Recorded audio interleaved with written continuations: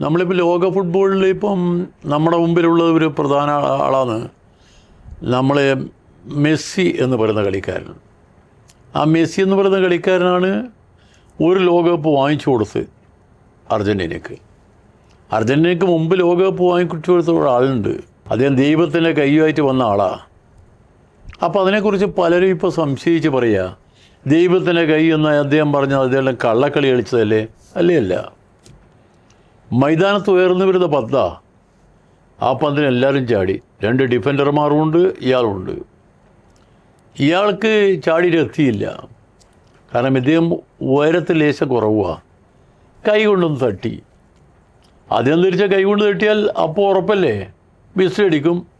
അവിടെ വെച്ചൊരു കിക്ക് കിട്ടും. ഇവർക്കല്ല, അവർക്ക് കിട്ടും.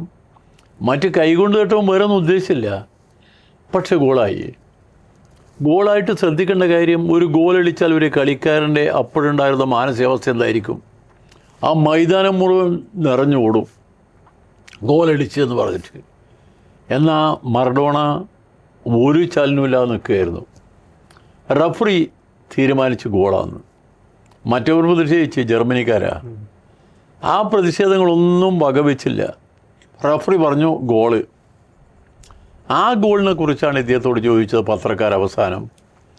ആ ഗോൾ ഏതായിരുന്നു? ആ ഗോളിനെ പറ്റി ഒരുപാട് പരാതിയൊക്കെ വരുന്നുണ്ടല്ലോ.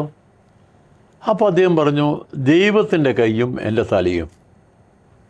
ദൈവത്തിൻ്റെ കൈയും എൻ്റെ തലയും എന്ന് പറഞ്ഞാൽ ഒരു ഫുട്ബോൾ കളിക്കാനും സത്യസന്ധമായി പറയാൻ പറ്റൂ എന്നുള്ള ഒരു ധർമ്മം അദ്ദേഹത്തിനുണ്ട്. അവിടെ പറഞ്ഞാൽ ദൈവത്തിൻ്റെ കൈ എന്ന് പറയാൻ ദൈവത്തിൻ്റെ തലയിലിട്ടതാണ്. ആ ദൈവത്തെ കുറ്റപ്പെടുത്താനില്ല, അത് മാത്രമേ മാർഗമുള്ളൂ. അത്തവണ ലോകകപ്പ് കിട്ടി.